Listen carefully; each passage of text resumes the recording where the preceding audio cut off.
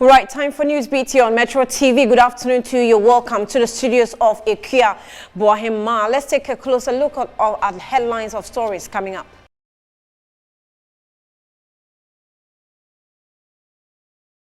Accra floods again. Most roads have been rendered unmatchable, while many residents are counting their losses as a result of destroyed properties. We'll take you live to some affected areas.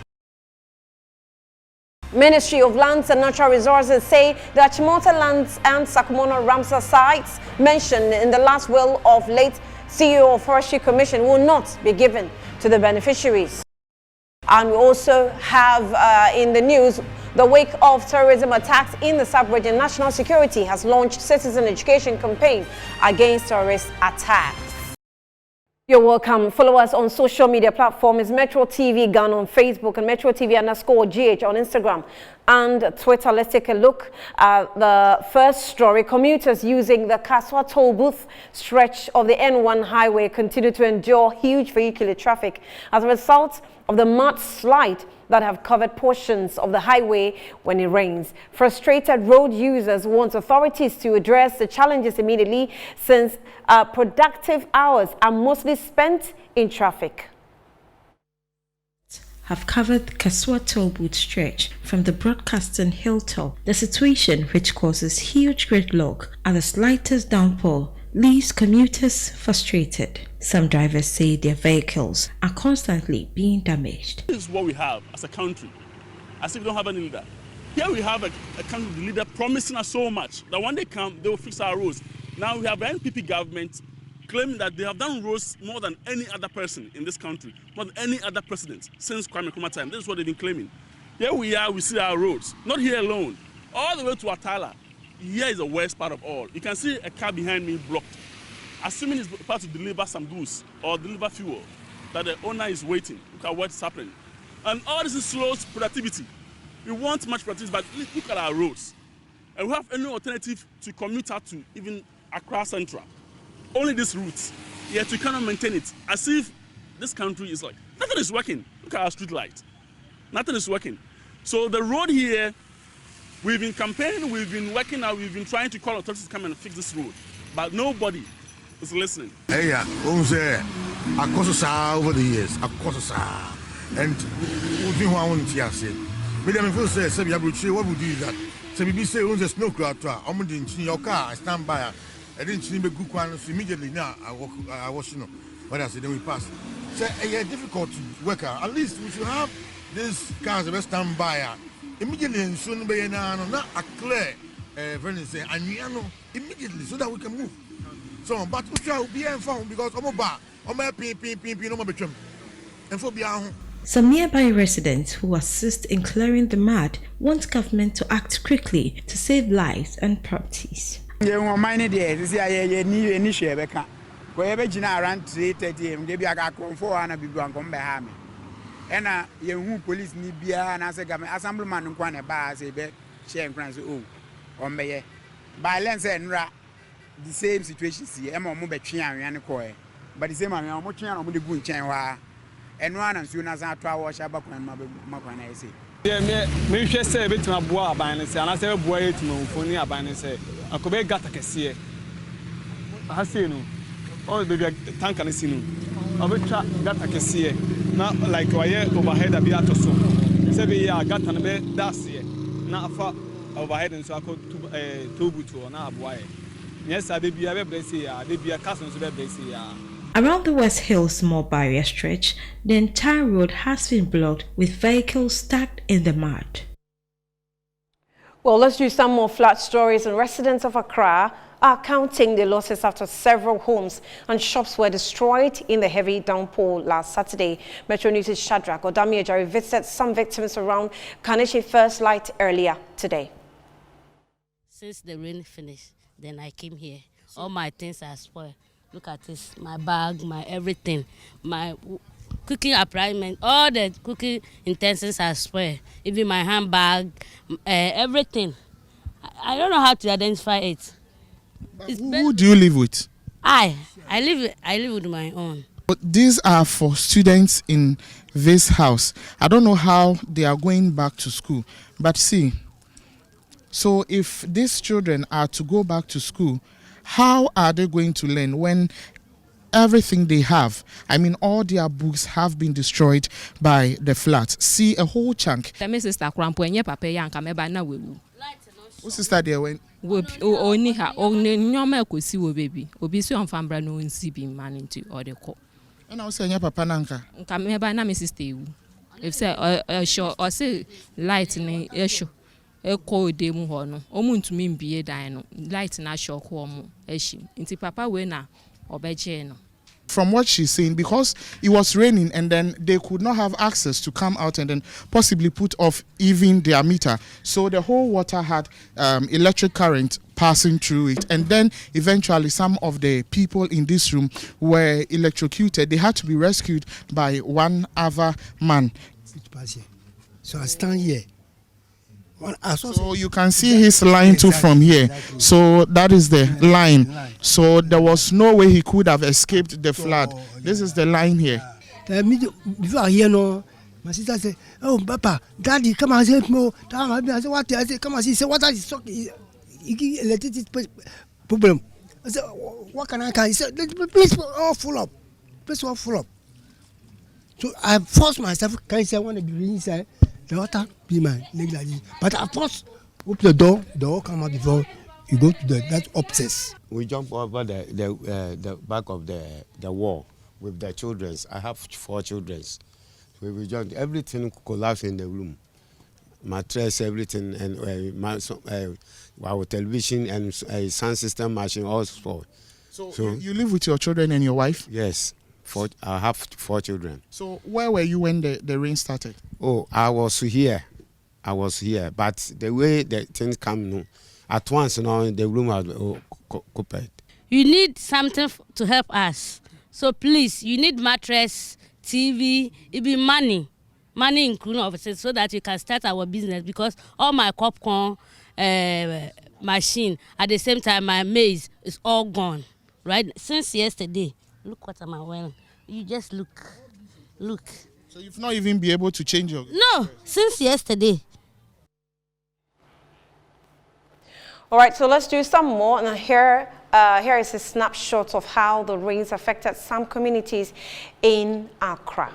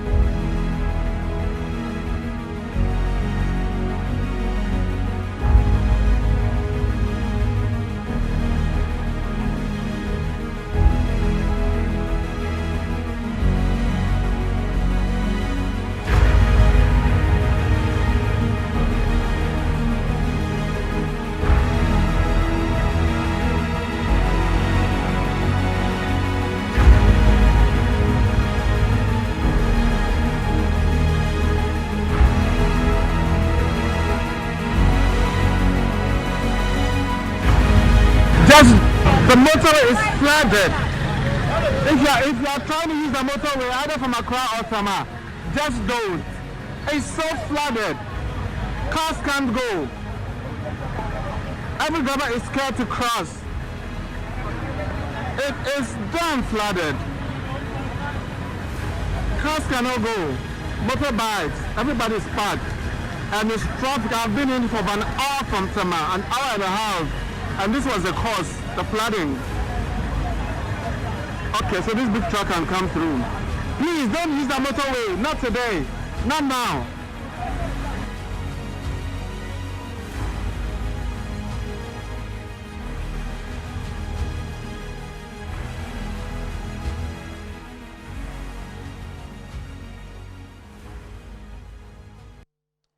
So that is the level of destruction the rains have caused, and it hasn't stopped. It's not going to stop raining yet. We're yet to actually get into June. So you can imagine. Let's just talk some more about floods. Member of Parliament for Dodo constituency, Edwin Neelante van der Poy, has called for immediate halt to indiscriminate construction on waterways. Now, his comments comes after floods submerged some homes in the city.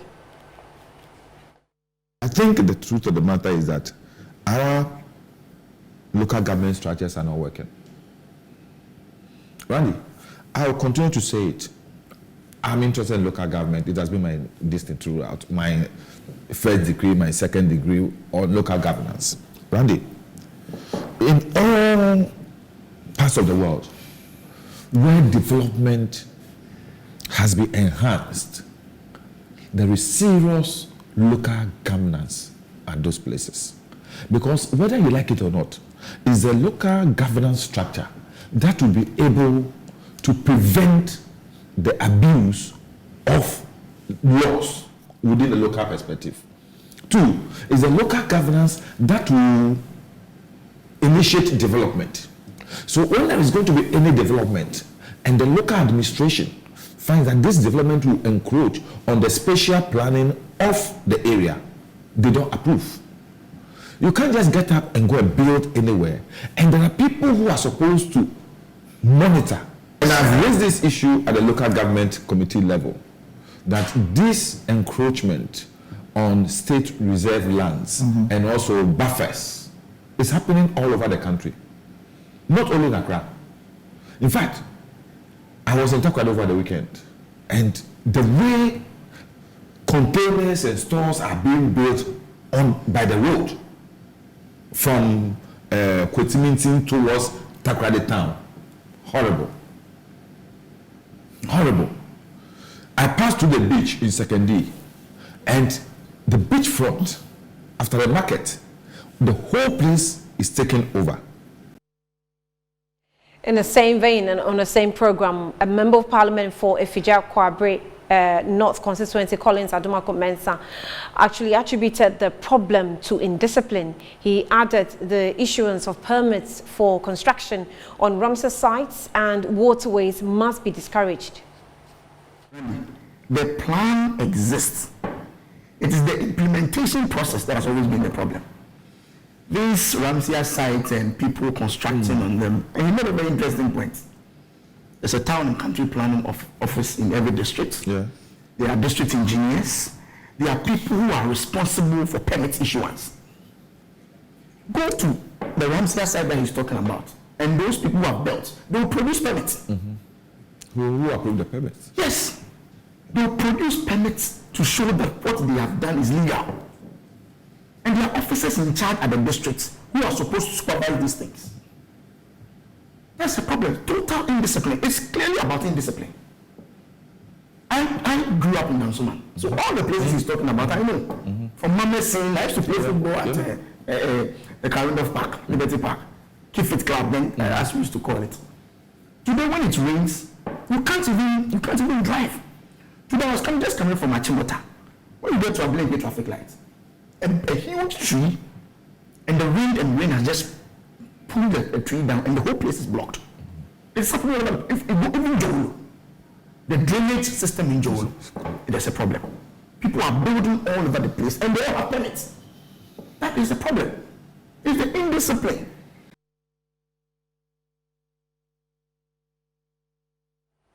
All right, you're still watching Newsbeat here on Metro TV. We'll have some more stories coming up. Don't go anywhere. We'll be back shortly.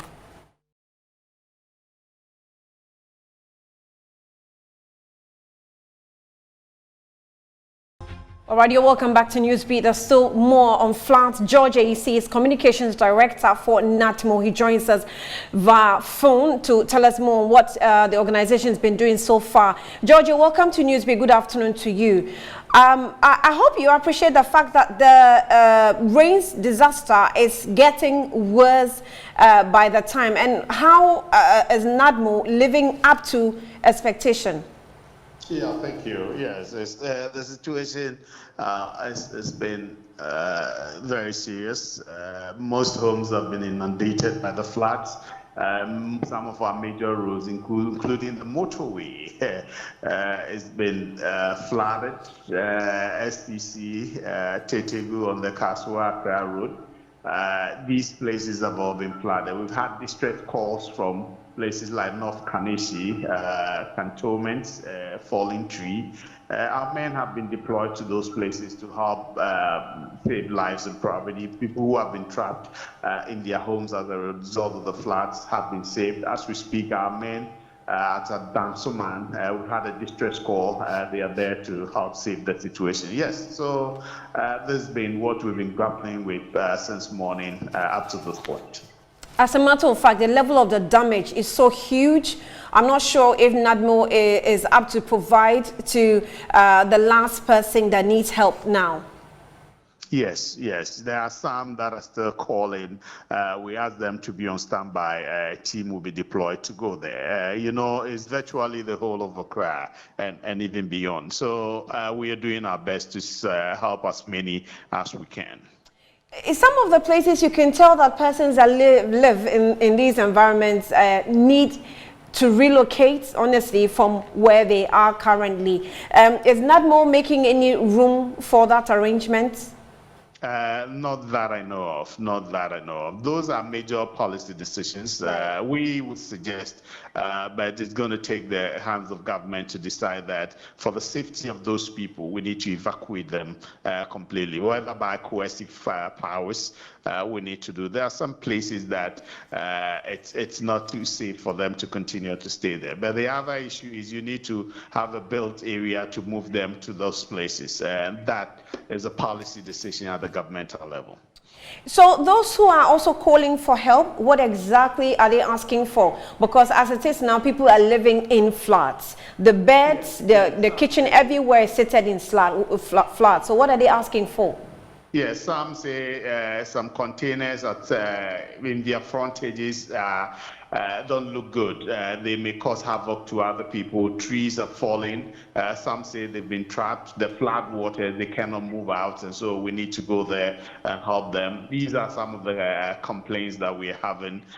Tree is falling, nobody machine to go cut it, and nobody is moving out or coming in. And some of these are some of the reports we've had so far. We've deployed our men to some places. Some places we are yet to get there. Okay, so if you can give me a list of the places you've been to now and how many people in estimation you've been able to reach. Oh, I don't have the figure. We've been to, I told you, Cantonments, Morning Star area, a Falling Tree. We've been to SCC, Tetegu area. We've been to North Kaneshie. Our men are Dansoman now. We've been to Chado. We've been to a lot of places. And are you gathering information of illegal structures such that you may have to hand it over to appropriate institutions to work on it? Because I think concerns are heightened in that area that people will have to be punished for illegalities or illegal structures put up in certain places. Oh, these are things of record that we know. We have them, and as in the trail of our duties, we identify them and incorporate them in our reports to the appropriate cutters. Yes, and as I've been saying, we at NADMO will identify them, give them to the appropriate authority to action on that. We are not clothed with the powers now to take action on such things now, but the appropriate authorities will do what they are supposed to do. How is this going to be difficult, considering the fact that there are security threats and warnings and alerts from security ministries? Now we are also we're faced with human security situation right now. People are thinking of safety as far as floods are concerned first. How are you able to handle this, knowing that these are the warnings we're also receiving from security organizations, where we know that we have a flood situation also we're faced with? Yes, the national security people will be doing their duty. They've given us the caution. They want all of us to be on high alert. As far as security matters are concerned, we need to incorporate that in our system, in our minds, and in our doings. And we are confronted with the floods. Let's be within, the police have cautioned us as much as possible not to go out. Let's stay home, especially today. So let's pay heed to that and deal with the flood situations at home and within our catchment area, so that we will not stray off to dangerous places so as to encounter such national security threats. So let's try and operate within our catchment areas. Right. We will definitely still be keeping track on what you're doing, and we'll get back to you since the work is still not halted yet. Thank you for your time. Right, let's still do some more stories. And the Lands and Natural Resources Minister, Samuel Abujinapo, says while it is still investigating the will of the late Forestry Commission CEO Kwadwo Owusu-Afriyie, popularly known as Sir John, the Achimota lands mentioned in the last will not be given to the beneficiaries. In a statement, the minister said the land will remain a public property, whether it falls within the degazetted lands or not. Here are excerpts of the statement from the ministry. Let's just go through that. And it says that preliminary inquiries reveal that the alleged will in question is a subject matter of litigation contestation in matters in the courts. Further checks at the Lands and the Forestry Commissions, the repositories of the records of the lands in question, show no record of ownership of land at the Achimota Forest or the Sakumono Ramsar site by the late Kwadwo Owusu-Afriyie. It goes on to say that the said giving the totality of the circumstances of the said allegations as Minister of Lands and Natural Resources have directed the Lands and Forestry Commission to deem any ownership of lands both in the Achimota Forest and the Sakumono Ramsar site by the late Kwadwo Owusu-Afriyie as void and are to take the appropriate actions accordingly. For the avoidance of doubts, the bequeathing of the aforesaid lands, if established, will not pass any interest or title to the named beneficiaries in the alleged will. These lands, the subject matter of the alleged will, shall remain public lands, whether or not it falls within the degazetted lands pursuant to the EI 144.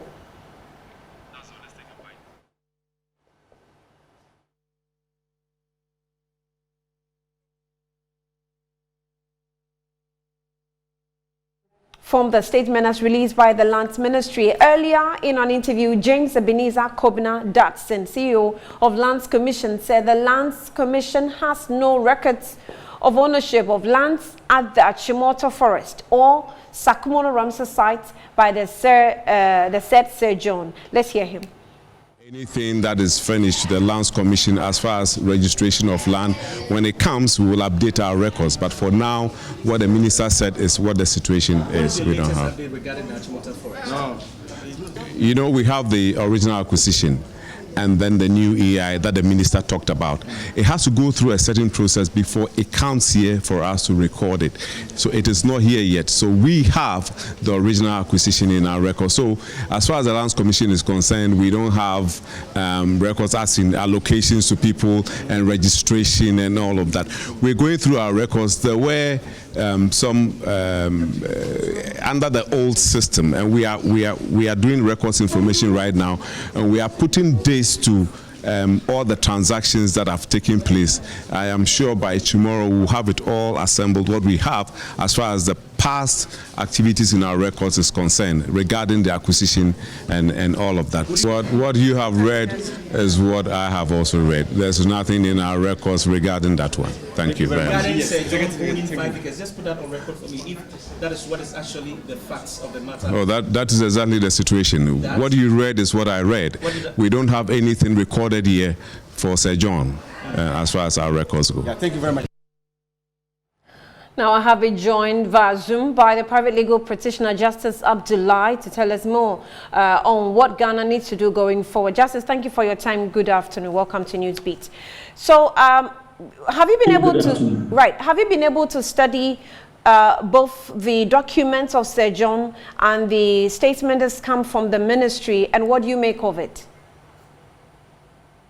Indeed, yesterday when I was on your show, I emphasized on this same position that you cannot by a will bequeath to someone a property that you do not privately own. And so I believe the ministry, somebody was possibly monitoring, and that's exactly what you have said this morning. And so it is not different from my original position of yesterday. Indeed, it affirms my original position of yesterday that you cannot give someone else's property through a will to another person. That is not, that cannot be done in law, and it cannot suffice that simply by virtue of a bequeath through a will, another person becomes the owner of someone else. So, but the state cannot simply sit aloof particularly because of the declassification. Because otherwise, tomorrow, what we would be encountering will be that someone, with either those who have been bequeathed the property or another person or third party, would come up and say that, well, by virtue of the will, he obtained interest in this property through the beneficiaries. And so he would use that one, because the place has been declassified, to claim ownership.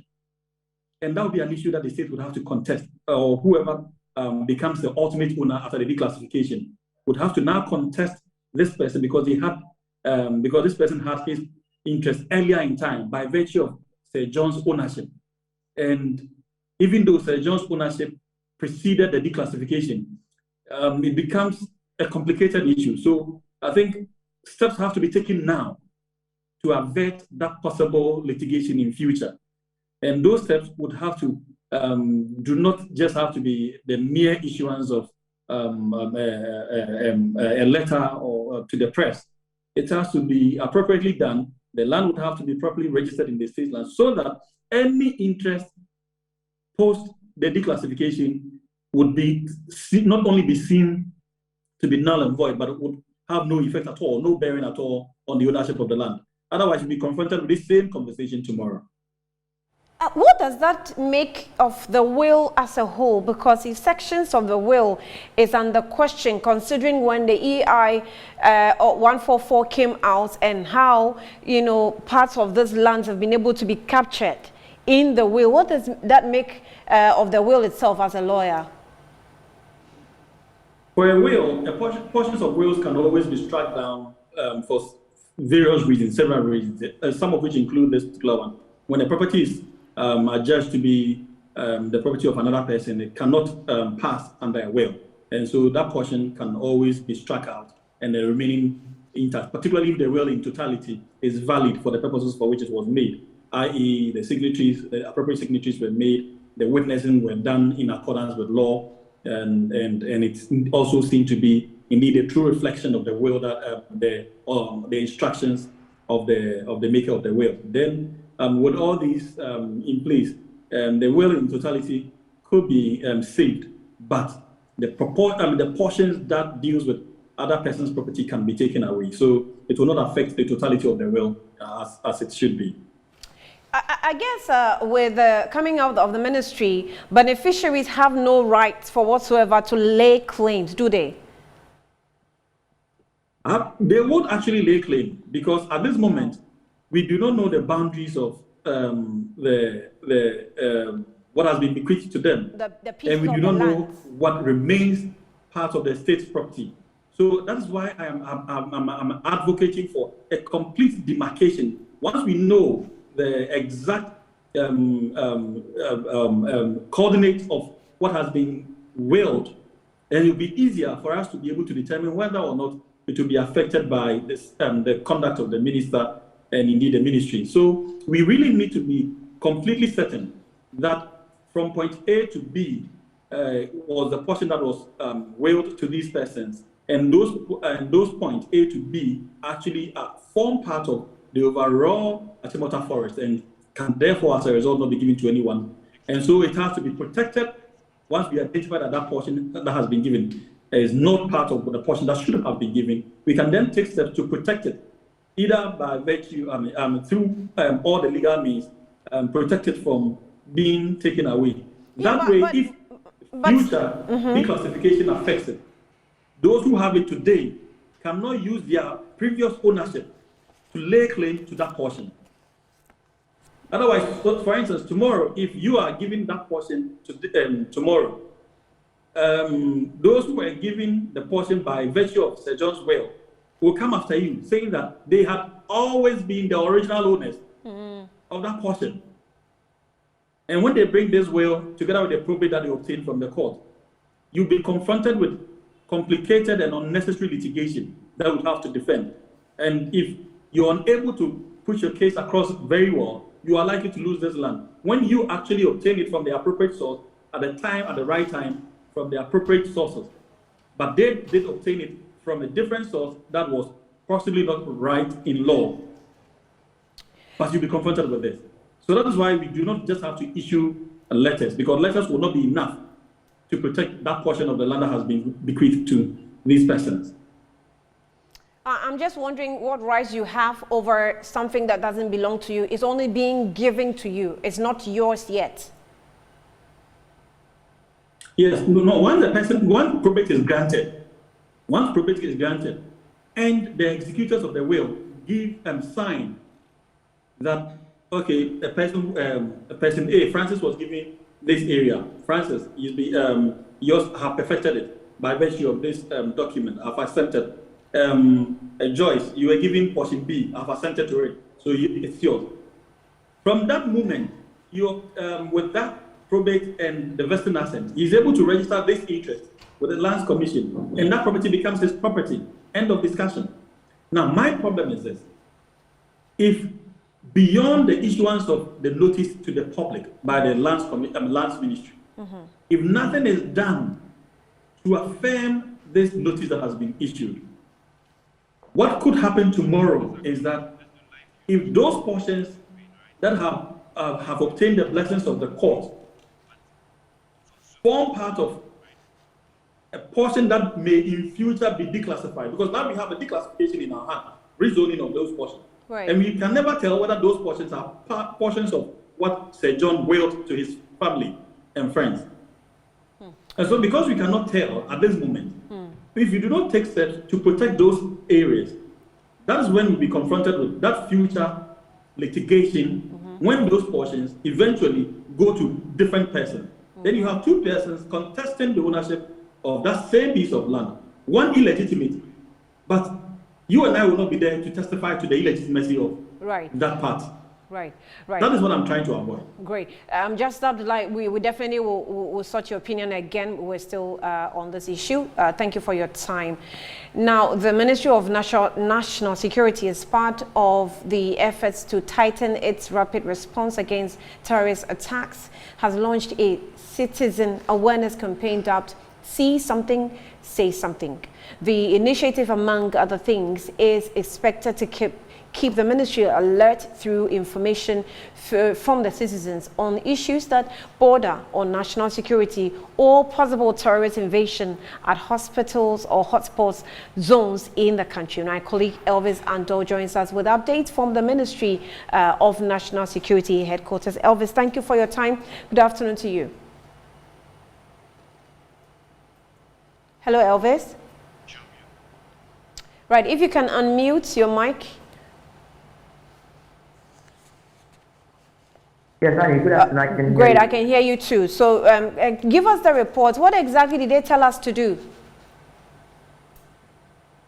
Okay, so the national security is telling us that we all as citizens should ensure that we help in the fight against any possible terrorist attack in the country. The national security is again telling us that we should always be alert, and whenever there is a need to report any suspicious activities or wherever we are and we see anything that would border on security issues of our country, we should call 999 to report that issue on any possible terrorist attack or anything that will cause a disaster to our stable country at the moment. Can you give me the short code again? 959, did you say? 999. So 999. Okay. Right. So that's the security alert emergency short code. Sure, it's toll free. So once you call, you don't need to pay anything. So even if you don't have airtime, you can still make the call to that number. What else did they add? I mean, I was asking the NADMO Communications Director of the human security that we're faced with as far as floods are concerned. And now we're faced with terrorist attack threats.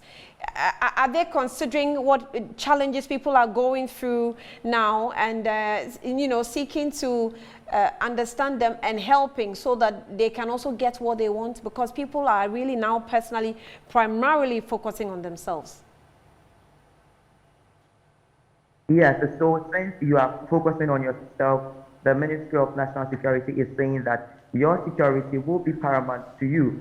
And so this is as a result, or the initiative comes in the wake of time when we have experienced some terrorist attacks in neighboring countries, that is Mali, Chao region. We've experienced some terrorist attacks and a number of them within our sub-regions. We've also seen some countries which are not in West Africa, that's the other side of the country, other side of West Africa, also experiencing some sort of military coups. And with this regard, that is why they need to ensure that the security of every citizen is paramount. So the question here that we are asking is the national security ready to take up this responsibility or this challenge as a ministry, because security issues comes at a cost, and that is what the Minister of National Security, Albert Kandapar, said. Yes, indeed, we are prepared for this task.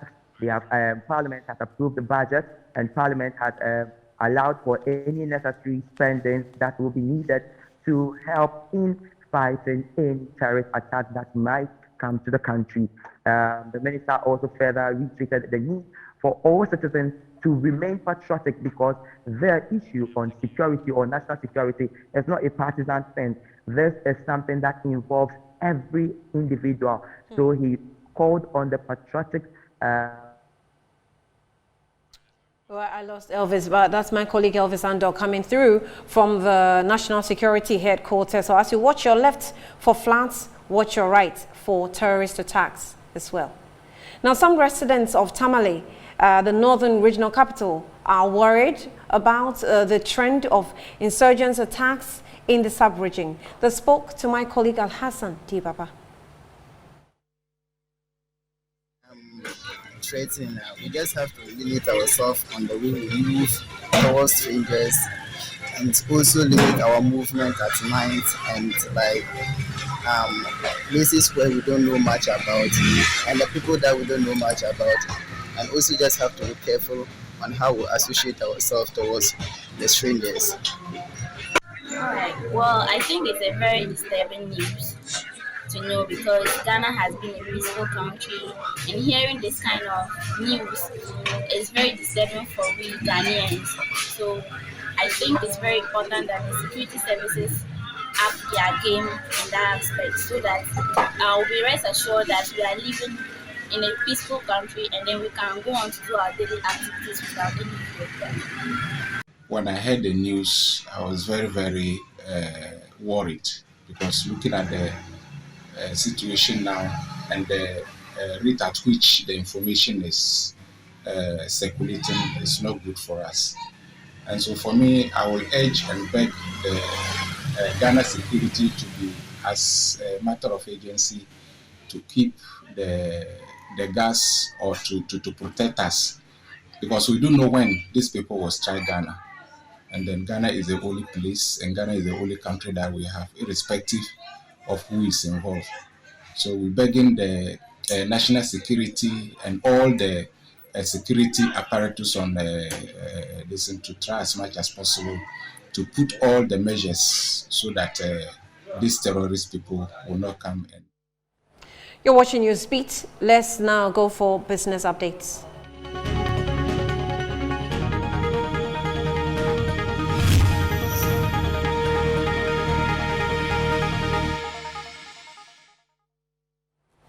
Now, Now in business, the Monetary Policy Committee of Bank of Ghana has announced an increase in monetary policy rate by 200 basis points to 19%. Now this means that the Bank of Ghana will be lending to commercial banks at 19%. Governor of the BOG, Dr. Ernest Addison, explains that it's due to rising inflation pressures. At the 105th Monetary Policy Committee meeting in March this year, the policy rate was adjusted upwards to 17%. This, according to the Bank of Ghana, was due to global economic challenges and rising inflation, which was affecting the economy. Barely 2 months down the lane, rising inflation keeps weighing the country down, by which has influenced the committee's decision to further increase the policy rate by another 200 basis points to 19%. This was announced by the Governor of the Bank of Ghana, Dr. Ernest Addison, at the 106th Monetary Policy Press Briefing. With a strong rebound in growth and the closing of the negative output gap, the balance of risk is clearly on inflation. The MPC took the view that it needed to decisively address the current inflationary pressures to re-anchor expectations and help foster macroeconomic stability. On the basis of the above assessment, the committee decided to raise the policy rate by 200 basis points to 19%. Dr. Ernest Addison also predicted continuous inflation hikes till 2023. If you look at our inflation forecast profile, we expect that inflation would get back into our target zone sometime in 2023. It means that you would still see heightened inflation rates between now and then. The pressures would probably only fade out gradually. And it is a difficult time for all of us. Inflation is a canker and it affects the poorest most. Meanwhile, in the foreign exchange market, the Ghana cedi has depreciated by 15.6% against the US dollar, 13.1% against the pound sterling, and 13.6% against the euro in the first quarter of 2022. Now, a member of the Monetary Policy Committee and banking consultant Nana Otuo Champong said in an interview that the 19% policy rate by the Bank of Ghana is a way for government to regulate the rate of inflation. This comes on the back of the recent increases in the Bank of Ghana's policy rate of 17 to 19%. The cost of money is high now because interest rate defined rightly is the cost for the use of money. If I take money from a bank, for using the bank's money, they will charge interest, which will be the loan rate. If the bank takes money from me, that is, put money in a deposit or savings account, and the bank is therefore using my money, they'll have to pay interest, being the cost of using my money. So that's what I was trying to say, that interest rate has two effects. Those who are putting money in the bank as savings or deposit now will get a higher rate of return because the policy rate has gone up. One would expect that the cost of money will be lower than what we are faced with now. Unfortunately, these have been punctuated by two main events. First, COVID came in and it threw all our economic policies in turmoil. A lot of money that was not budgeted was used to save people's lives. Now, just as we were about to get out of this, Russia and Ukraine came in. I don't think the governor takes pleasure in putting up these increases, but they have a job to do, and the job is to stabilize the economy. You're still watching Newsbeat here on Metro TV. We'll take a breather. We'll be back shortly.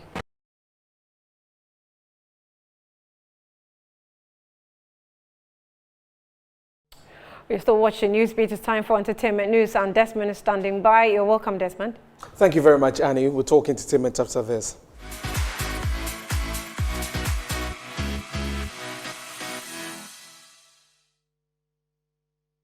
My name is Desmond Okrekudanso, and fast-rising gospel musician Kofi Osuprepra last weekend held his maiden concert dubbed The Father's Gift at the National Theatre here in Accra. The concert saw gospel music stars and fans throng the venue to have an experience with God through music.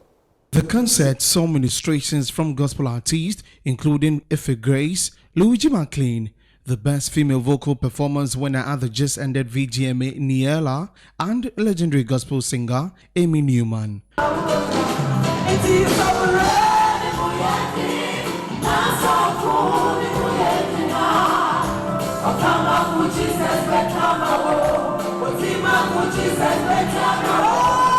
The crowd went agog when Kofi Osuprepra mounted the stage and ministered a number of his songs, both old and new.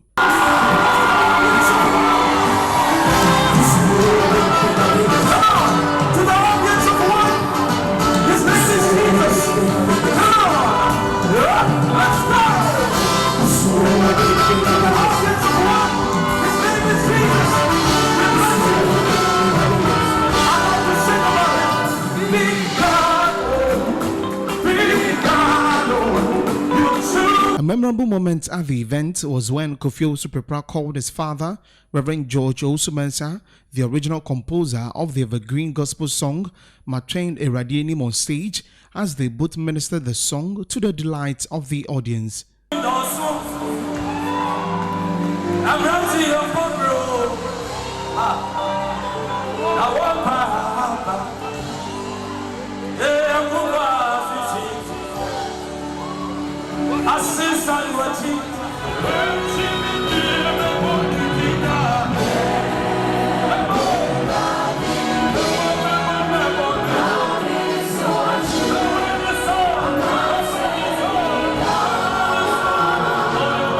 Speaking to Metro News, Kofi Osuprepra was thankful to everyone who came out to support him and hinted of making the concert an annual one. I'm awestruck at what Jesus has done. If you trust Jesus, he will do it for you.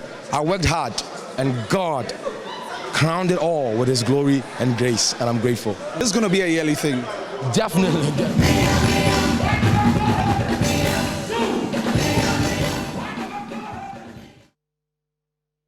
And congratulations to Kofi Osuprepra. That's it for entertainment. My name is Desmond Okrekudanso. Back to Annie. Desmond, thank you. I'm also struck by the information you've just given me. Thank you for the details. I didn't know that was his father. Anyway, so let's now take our international stories.